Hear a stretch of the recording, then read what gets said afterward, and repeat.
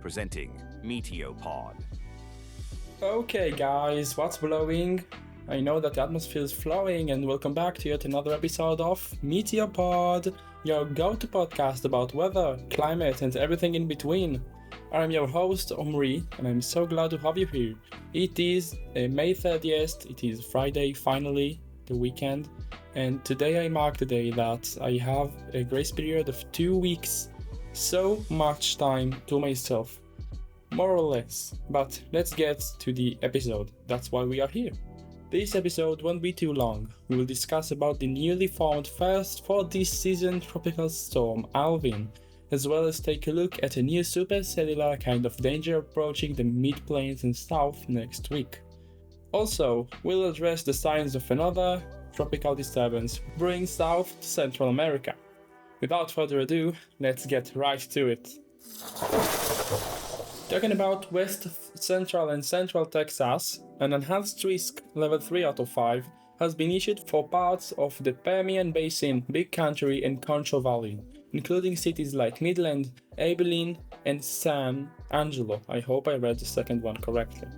Supercell thunderstorms are developing in these areas, capable of producing softball-sized hail up to 4 inches in diameter and wind gusts reaching 85 miles per hour. These storms are tracking along a southward moving cold front, and there's potential for them to organize into a more extensive system, increasing the threat of widespread damaging winds and isolated tornadoes, particularly near the surface boundaries where wind shear is intensifying. So, in Texas the situation is only getting worse, and you'll have to endure it up until late at night. In the Basin and Mid-South, further east, a deepening low-pressure system is moving from eastern Arkansas into southern Kentucky. While instability in this region is modest, not very high, favorable wind profiles could support the development of a few supercells, posing risks of large hail, damaging winds, and isolated tornadoes, especially during the overnight hours. The situation will likely not be as bad as in Texas, but you gotta stay aware and informed because who knows what could happen in a few hours. Don't be nervous or afraid, but you gotta stay prepared. For the southeast and the Carolinas, particularly along the Florida east coast and part of North Carolina, storm activity is diminishing. However, modestly favorable deep layer shear ahead of a shortwave trough moving across Georgia could still support the redevelopment of strong storms through this evening. Again, won't be very bad, but we need to stay vigilant. Let's take a look ahead to Sunday and Monday next week.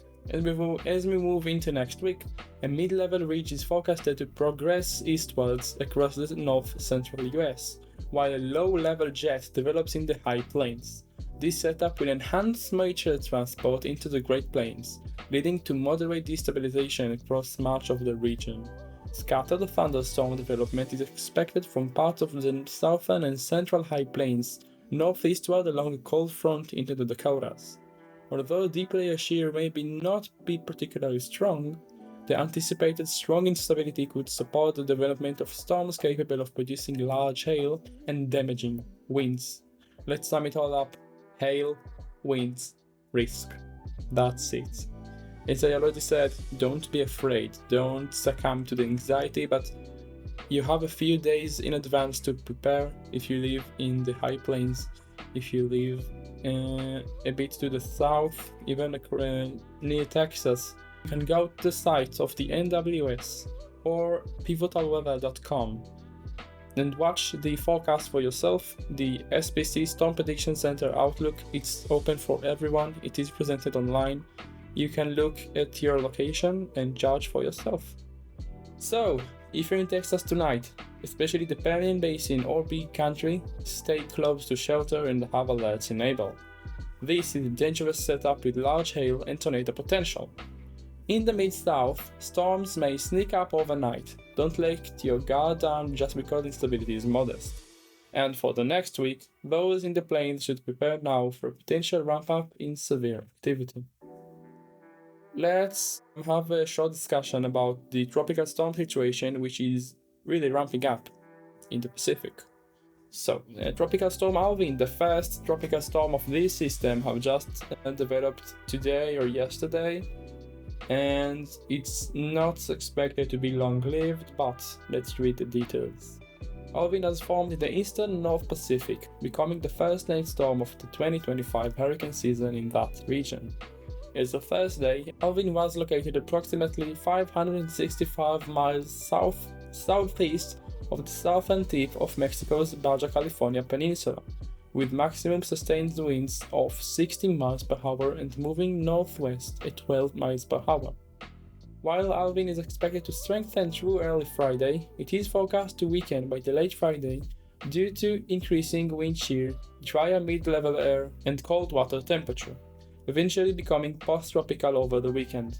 No coastal watches or warnings are in effect, and Alvin is not expected to impact land directly, but the remnants of Alvin could rain a substantial amount on the surrounding land areas, and winds could become severe, so take that into account.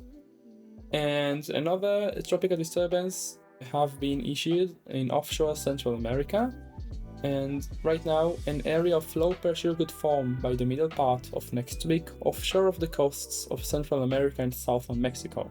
Environmental conditions appear favorable for some development of this system thereafter, while it moves generally westward to west-northwestward at around 10 to 15 miles per hour. The formation chance through 48 hours is low, nears 0%, but the formation chance through 7 days is also low, even if a bit higher at 20%.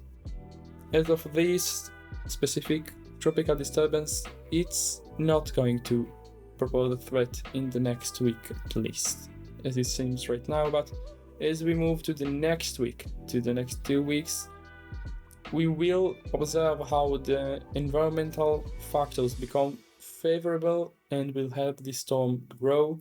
Maybe it will be the first hurricane of the season, although the waters are still relatively cold, so we can't be 100% sure.